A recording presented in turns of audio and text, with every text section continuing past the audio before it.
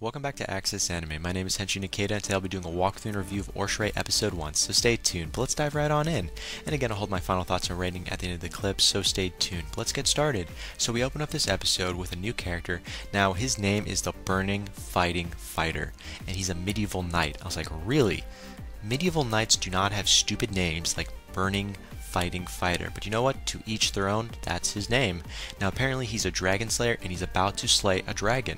Just putting that out there. Now moving on past that, we do find out a little more information about this character, including his previous life. Apparently in his previous life for the Burning Fighting Fighter, his name was Kaido Aida. A lot more, a better name in my opinion, but just putting that out there. And again, that's where we open up with. Now moving on past that to a different scene, a better scene that makes more sense.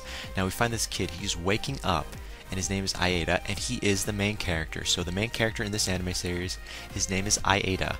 Now Ieda wakes up thanks to his friend who is knocking outside on his front door. Her name is Shiwa. Now Shiwa is his childhood friend, so go figure. So he does wake up to Shiwa, opens the door, and apparently she wants to go grocery shopping for food, and takes Ieda with her. So that kind of makes sense. They have a nice little friendly relationship, and no, they're not dating, and no, they're not brother and sister. Just putting that out there. They're just really close and they're good friends from childhood. Just pointing that out. Now moving on past that, we do find out after they come back from grocery shopping that we do see Ieda, he's cooking for Shiwa. I'm like, he can cook at a high school level? Hey, he's smart as it is. This works, so he's got skill. That's all that matters. So he can cook, that's a plus in my book. Now I wonder where that's going to go from there. He can cook. What else can he do? But again, that's where we're at there. That's where we end the scene. On to a different scene. Now, we open up with Ieda in this brand new scene, and apparently we found a little more information about him. Apparently, he's studying while in high school to get into a medical school. So apparently he wants to become a doctor or at least attend a medical school in general, but he is a high schooler. So now we know what his goal is in general. Now moving on past that to a different scene, now we open up with Shiwa in this new scene. Now Shiwa starts rambling on about this girl she's reading in a magazine by the name of Natsukawa. Now Natsukawa, in my opinion, looks like a model how she's been described as, and she's from overseas. And apparently Shiwa wants to be exactly like her. I don't know why, go figure. But anyways, the buildup is Natsukawa is really popular, and apparently she attends the same school as Ieda and is in the same class. Just putting that out there, it spells disaster. That's all I'm gonna say. Now moving on past that to the next day. Now we open up with Ieda. Now Ieda, he's rehearsing something. I think he actually says this to himself every single day. Now apparently Ieda is saying love is not necessary. Be careful so others do not think you're gay. I'm like, what? You tell yourself this every day? Or was it just for that one scene? I don't know. But you've got issues, buddy. You've got issues. That's all I can say. I can't believe he said that, but sorry, I digress. Again, he does wake up, he says that crappy little spiel to himself, and we see someone out on his couch, and you're wondering, well, who is this person? Now, her name is Sayako. Now, Sayako is his relative, not his sister, and not his mother or dad, or, you know, whatever. It's his relative, and it's a female, not a guy. We didn't see who this character really looked like, because, you know, it was over, but we do know it's a female, and it's a relative, and again, her name is Sayako, and she's passed out on the couch. Just food for thought there. And apparently Shiwa is outside ready to walk with Ieda to school. So apparently they attend the same high school. Just putting that out there. Now moving on past that, we open up with Ieda. Now Ieda just enters his class like normal, and he's talking with, it looks like his best friend, which is a guy by the name of Kaoru. Now we don't know anything about Kaoru really, other than that's his friend, and they're basically talking about why everyone has love on their brains. I'm like, because they're teenagers and they can think about love? Duh. Literally, I don't know why you have to even experiment or think about that. But you know, that's just me. And apparently, Ieda considers himself an anti-lover. I have no idea what fucked him up so bad for him to call himself an anti-lover, but that's what he calls himself. But you know, moving on past that, we do find out Ieda's parents are no longer with him. They split when he was in his 3rd year of middle school. Like, ouch. And it's because his parents had different love interests with different people. I would presume that's how he described it. So that kind of answers why he calls himself the anti-lover. So it makes a little more sense why he stays away from love in general. So, you know, the pieces are there. if you catch my drift. Now, moving on to a different scene, we open up with Natsukawa. That's right, that popular girl that Shaiwa was actually talking about. She appears, she enters the classroom. Now, apparently she has blue eyes and silver hair. Just putting that out there, because that's the kind of character I like. I like silver hair, I like blue eyes. Let me say that one more time. I like silver hair and blue eyes. She's got those features. So I'm interested to see more about this character, at least hear more in general.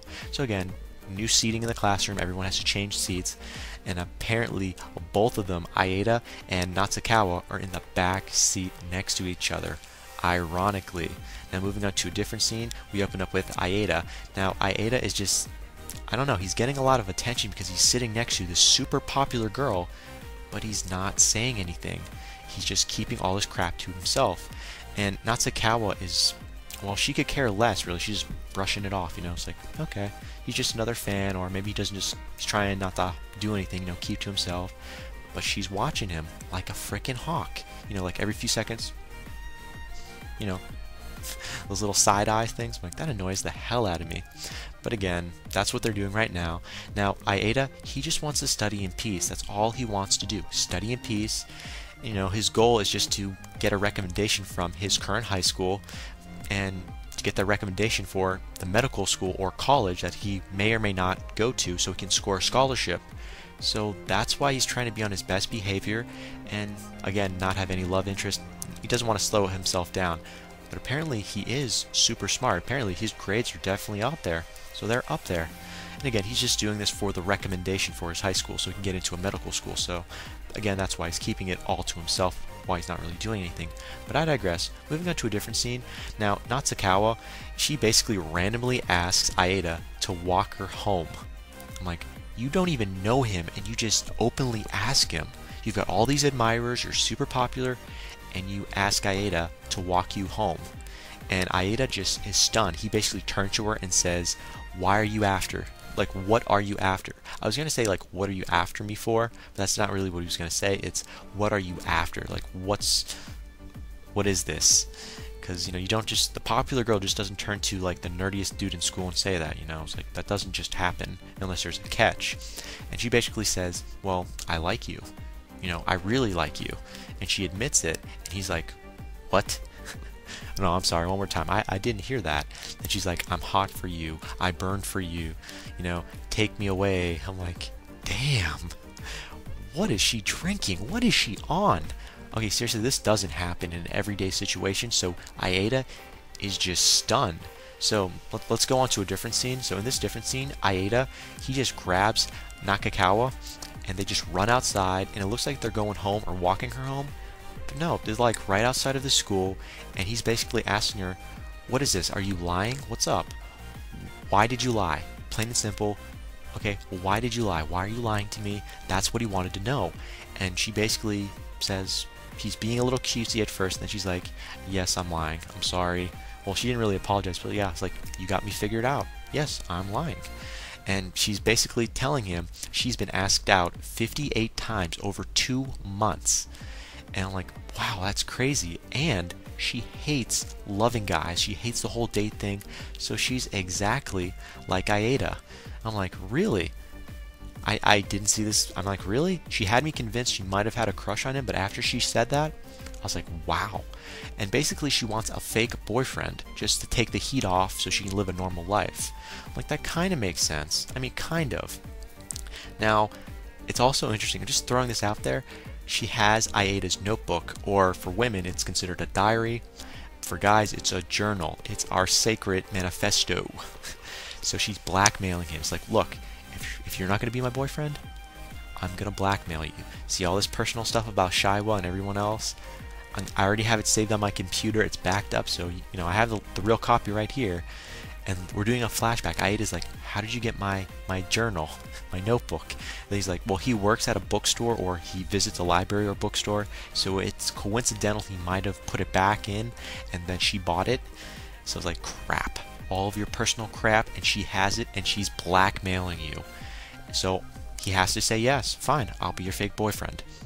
And it looks like he is interested, because he does the whole "are you wearing panty" type of situation. He notices you're not wearing any panties. I thought it was funny, you know. Now apparently I should point out that Natsukawa, she's from overseas, and all of her friends are from overseas. She has no real friends here, so she's pretty much by herself. And again, she's blackmailing Ikeda, and he says yes. I mean, he has to, or else all of his secrets are going to be shown and told, you know? And he says yes. Now, he also says underneath his breath, Shiwa won't let this slide. So we see Shiwa, like in the background, she notices they're together. That's where the episode ends. As for final thoughts, well, first of all, is Ikeda actually interested in Natsukawa? I would say so, and I think he's just keeping this to himself only because he's still glued to what happened to his parents, how they screwed him over, left, and had love interest, you know? So I think he's still clinging on to that. As for Natsukawa, holy shit, girl, you know how to blackmail. More power to you. I love to see where this is going to go, and even though he's your fake boyfriend, are you going to fall in love with him? We don't know. Now, moving on to Shiwa, you notice this. You notice something's up. What are you going to do? What kind of questions are you going to ask Ikeda? We don't know. But again, that ends it for my final thoughts. As per my rating, 3 out of 5. I feel good because this is a brand new episode. I'm giving it a 3 out of 5 because there's no fight scenes. I mean, the dragon in the opening was a dream. It wasn't real, so you can't count that. So there are no fight scenes. Are there any drama? Was there any emotion? Yeah, pretty much, because this is like a slice of life anime series. So yeah, we see Ikeda being blackmailed by this super popular girl, so there's a lot of love interest and eventually a love triangle. But I'm not going to score any extra points because of that, because it's just getting started. Now, is there anything else? We were thrown a little information, but not enough to quench my thirst. So again, final rating, 3 out of 5. And again, that ends it for my walkthrough and review of OreShura episode 1. And again, guys, that is it for now, but definitely comment down below, let me know, thumbs up, thumbs down, definitely subscribe, check me out on Twitter, and follow me if you like. And again, check my forum out and register, as well as check my website out. But again, guys, that ends it for now, but let me know what you thought of this episode, and let me know what you thought about the next episode that'll be coming out. But guys, I gotta hit the bricks, I gotta go, and before I go, I gotta say it, and I always say it, you can't stop the access, but you can watch the feed. I'll see you later, guys.